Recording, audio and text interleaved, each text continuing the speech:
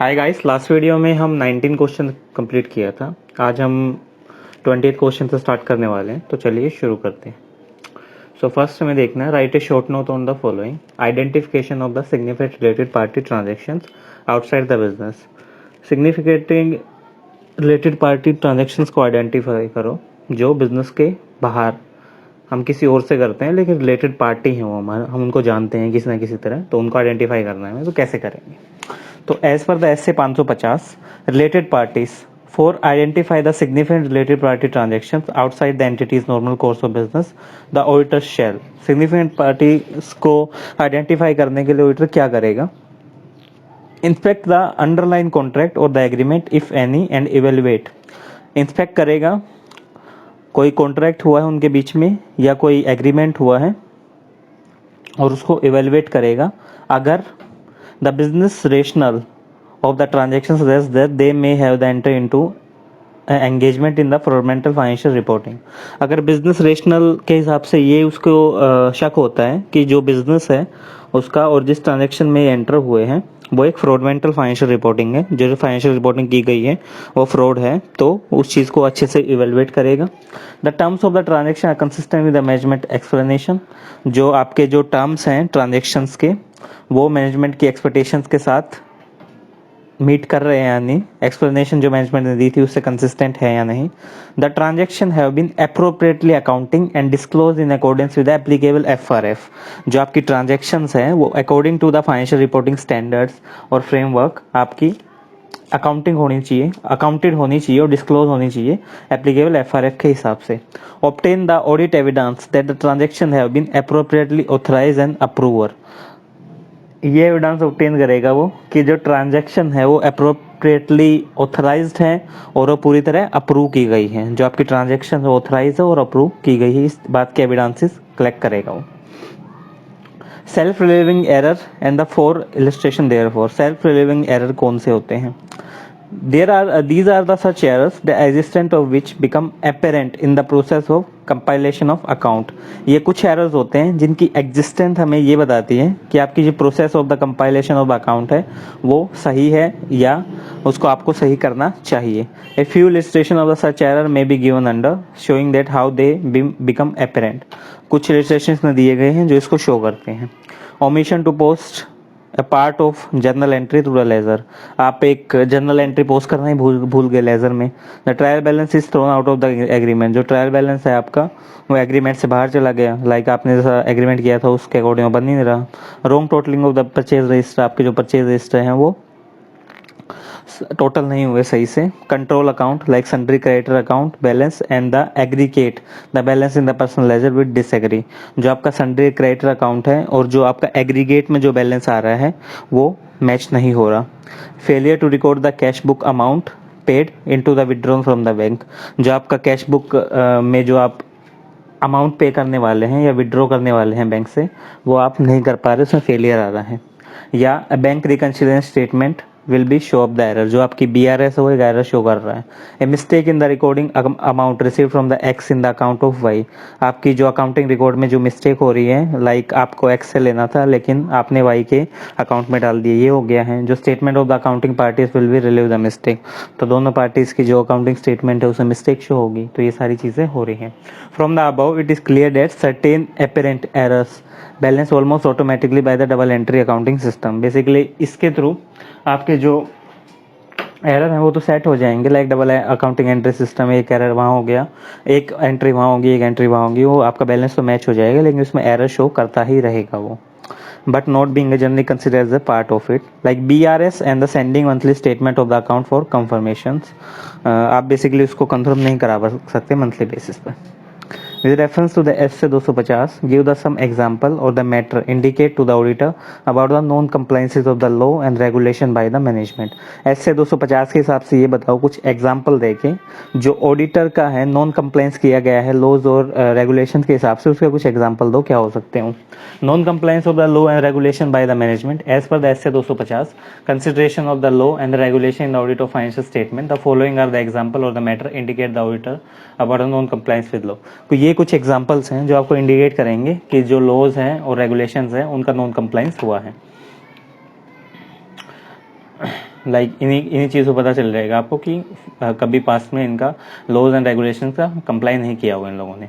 Investigation by the regulatory organisation government department, किसी ने आपकी इन्वेस्टिगेशन की हो लाइक इनकम टैक्स वालों ने, सीबीआई वालों ने, तो अगर उसकी कोई चीज़ है तो उससे आपको पता चल जाएगा कि इन लोगों ने कंप्लाई नहीं किया था। Payment for the unspecified service for the loan और कंसल्टेंट, आपने बेसिकली पेमेंट की है किसी अनस्पेसिफाइड सर्विसेज के लिए या कंसल्टेंट्स को पेमेंट की है कोई लीगल सलाह लेने के लिए किसी और चीज़ के लिए, तो आपने लॉज को फॉलो नहीं किया। सेल्स कमीशन और the agent fees that appear excessive in relation to the ordinary paid, जो आपके सेल्स कमीशन है या एजेंट की फीस है वो ज़्यादा दिखा रखी है अपने अकाउंट्स में कंपेयर टू आपने जितनी उसको ओरिजिनल पे उसको आपने 10,000 किए हैं लेकिन दिखा आपने यहाँ 1 लाख रुपए दिए हैं। Purchasing at the price significantly above और below at the market price, आप बेसिकली अगर कोई चीज़ मार्केट में 10 रुपये की मिल रही है तो आप उसको 25 रुपये में खरीद रहे हो, तो वो भी लॉज एंड कंप्लाइंसेस नहीं कर रहे आप। Unusual payment in the cash purchase in the form of cashier cheque payable to the bearer, आपने अनयूजुअल पेमेंट्स की हैं कैश में और जो परचेज किया है कैशियर के चेक के हिसाब से वो आप बियरर को ट्रांसफर कर रहे हैं या नंबर ऑफ अकाउंट से आपने ट्रांसफर कर रखा है। अनयूजुअल पेमेंट और द लीगल एंड रिटर्नरशिप फीस, आपने जो लीगल और रिटर्नरशिप फीस है उसके रिगार्डिंग आपने अनयूजुअल पेमेंट्स कर रखी है। Unusual transaction with the company register in the tax haven,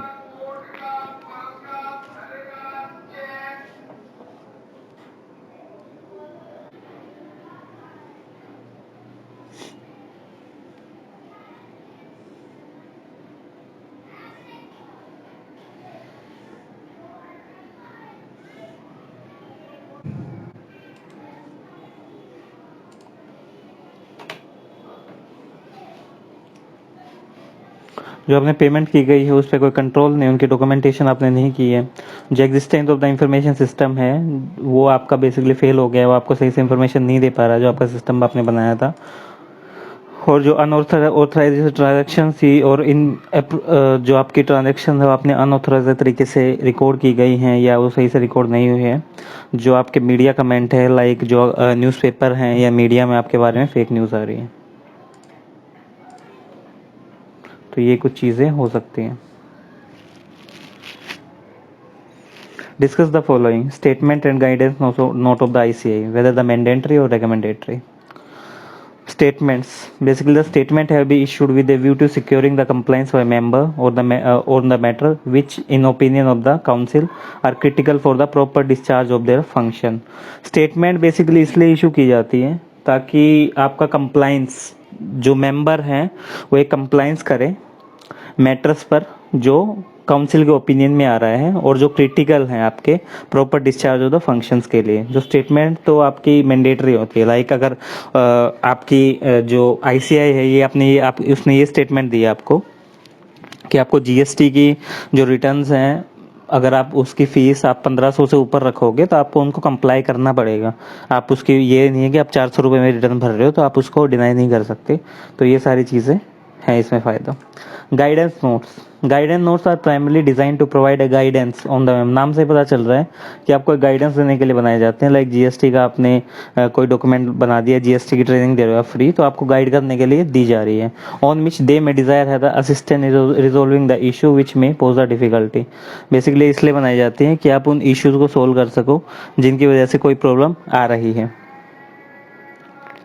A member should ordinarily follow the recommendations in the guiding note related to the auditing matter.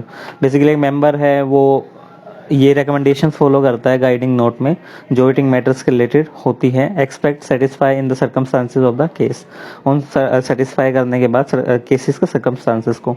Recommendation in the guiding note relating to an accounting matter have been followed or not, जो आपकी recommendation दी जाती है guiding note में वो follow की जाएगी या नहीं वो भी काफ़ी डिपेंड करती हैं चीज़ें। If same have not been followed, अगर वो फॉलो नहीं की जाती, the member should consider whether keeping in view the circumstances of the case, then इस केस में मेंबर क्या करेगा, वो कंसिडर करेगा सर्कमस्टांसेस उस केस के और उसी के बेसिस पे आपको डिस्क्लोजर देगा। Few guidance note in case of which council has specified the state that they have been considered as mandatory on the member, कुछ गाइडेंस नोट है जो काउंसिल ये स्पेसिफाई करेगी कि ये कंसिडर किए जाने चाहिए मैंडेटरी मेंबर के लिए या नहीं, वो भी हमें देखना पड़ेगा। Inquiring from the management to evaluate the subsequent event, as per the SA 560 subsequent event in inquiring of the management and where the appropriate those charged with governance as to whether any subsequent event has occurred that might affect the financial statement। कुछ subsequent event हैं वो basically आप management से inquire कर रहे हो या वो आपको अप्रोप्रिएट दो चार्ज विद गवर्नेंस से डिस्कस करने पड़ेंगे, और जो आपके अक्कड़ होते हैं बैलेंस शीट की डेट के बाद और आपकी ऑडिट डेट से पहले, तो उस पे क्या है ऑडिटर को इंक्वायर करना पड़ेगा current status of the item क्या है, और उसके अकाउंटिंग के बेसिस पे उसको प्रीमली और इनकंक्लूसिव डेटा देना पड़ेगा कि ये सही से काम कर रहे हैं या नहीं, और उसके बेसिस के लिए उनको सेटिस्फाई करने के लिए वो ये सारी इंक्वायरी करेगा। लाइक कोई भी सब्सिक्वेंट इवेंट हुआ तो उसको चेक करने के लिए एक ऑडिटर को ये नीचे दी गई इंक्वायरीज करनी पड़ेंगी। वेदर द न्यू कमिटमेंट और द बोरिंग और गारंटी हैव बीन एंटर्ड, कोई नई कमिटमेंट की गई है या कोई बोरिंग ली गई है या कोई गारंटी दी गई है किसी को। Sale and acquisition of the assets have been occurred, जो आपकी सेल्स और एक्विजिशन ऑफ द एसेट्स थी वो आपकी एज पर द प्लान बनाई गई है या आपने ऐसे ही किसी को भी सेल कर दी। Whether there have been increase in the capital और द इशुएंस ऑफ द डेप्ट, बेसिकली आपका जो इंक्रीज इन द कैपिटल किया गया था या डेप्ट में कोई इशुएंस किया गया था इंस्ट्रूमेंट्स में।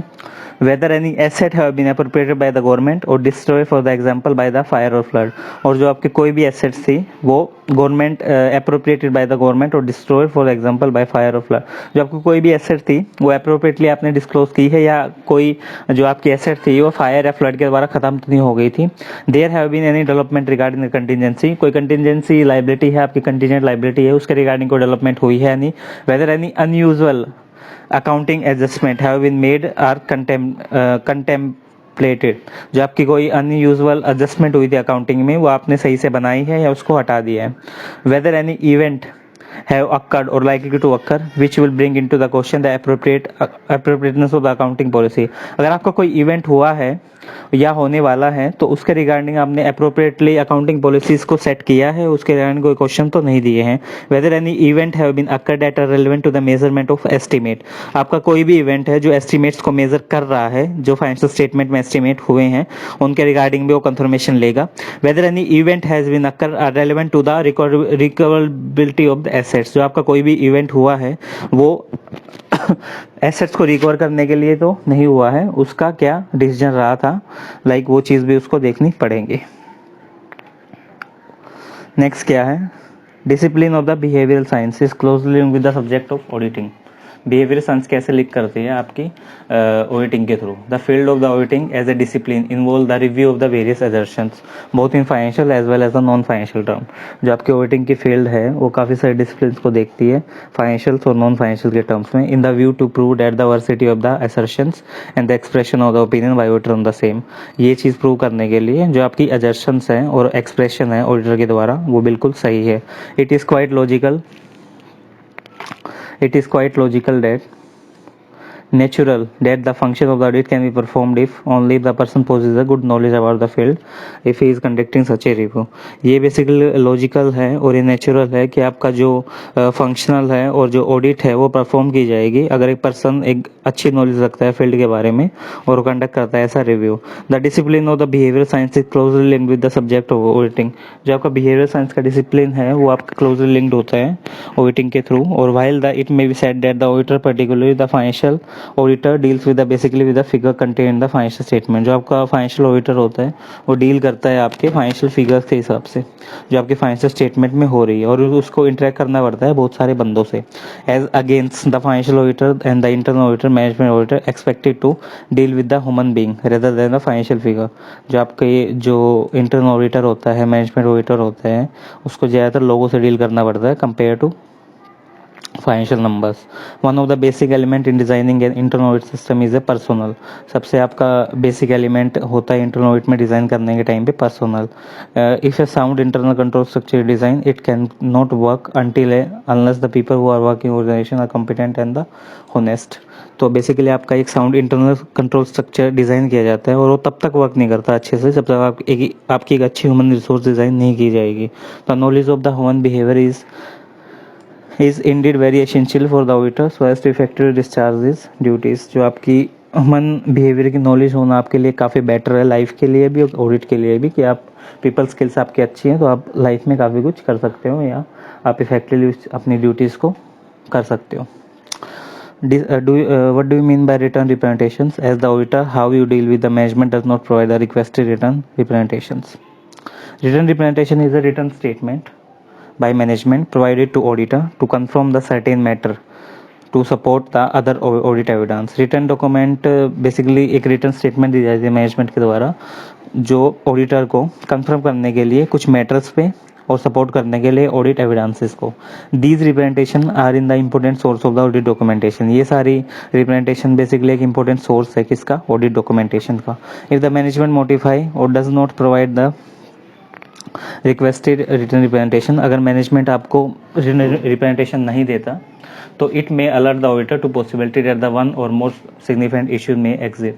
तो ये पॉसिबिलिटी है कि एक से ज़्यादा सिग्निफिकेंट इश्यूज एग्जिट हो रहे हैं वहाँ पे, और further request for the written or representation in many case में perform the management to consider the such matter. और उस केस में जो ऑडिटर है वो रिक्वेस्ट करता है मैनेजमेंट को कि आप हमें रिटर्न रिप्रेजेंटेशन दो, ओरली या लिख के उसको बोलेगा कि आप हमें रिटर्न रिप्रेजेंटेशन दो, thereby enhancing the quality of the representation. और इससे आपकी जो रिप्रेजेंटेशन क्वालिटी है काफ़ी बढ़ जाती है. Requested written representation not provided by management. If the management does not provide the one or more following required representation, the auditor shall. अगर मैनेजमेंट हमें रिक्वेस्टेड रिटर्न रिप्रेजेंटेशन प्रोवाइड नहीं करती तो ऑडिटर क्या करेगा? Discuss the matter with management से discuss करेगा, री evaluate the integrity of management and evaluate the effect. Evaluate करेगा इंटीग्रिटी मैनेजमेंट की और इफेक्ट को इवेल्युएट करेगा कि इस जो फाइनेंशियल स्टेटमेंट है या मिस स्टेटमेंट का इफेक्ट क्या हो सकता है हमें. Take the appropriate action including determining the possible effect on the opinion in the auditor report. काफ़ी सारे एक्शन लेगा ये डिटरमाइन करने के लिए जो आपका पॉसिबल इफेक्ट हो रहा है ओपिनियन में ऑडिट रिपोर्ट पर, वो सही है या नहीं. The auditor shall disclaim an opinion on financial statement if the management does not provide the written representation. जो ऑडिटर है आपका वो डिस्क्लेम करेगा फाइनेंशियल स्टेटमेंट के ऊपर अगर आप एक अच्छी रिटर्न रिप्रेजेंटेशन प्रोवाइड नहीं कर रहे हैं. Operating condition casting doubt about the going concern assumptions. कुछ कंडीशंस क्या होती हैं जो आपको एक डाउट देती हैं गोइंग कंसर्न की अजम्पशंस पर. लाइक क्या एग्जांपल हो सकते हैं? Management intention to liquidate the entity, management ही कंपनी को लिक्विडेट करना चाहती है. Loss of the key management, आपका जो सीईओ है वो छोड़ के चला गया और उसके लिए कोई बंदा नहीं आया. Loss of the major market, आपकी सारी मार्केट ही चली गई. लाइक आप चाइना से माल खरीदते थे, चाइना में बायकॉट लग गया तो पूरी मार्केट ही चली गई. लेबर डिफिकल्टी, लेबर हड़ताल पे बैठे हुए हैं रोज. Shortage of the important supply, आप रेडीमेड का काम करते हो, कपड़े बेचते हो लेकिन कपड़ा ही नहीं आ रहा. Emergency of the high successful competitor, आपका कंपटीशन रिलायंस से हो रहा है और रिलायंस मतलब दिन पर दिन सस्ते ऑफर देके कस्टमर को एक्वायर करता जा रहा है तो आपकी कंपनी टाइम टू टाइम खत्म हो जाएगी. सबसे बड़ा एग्जांपल जियो और बाकी टेलीकॉम ऑपरेटर्स.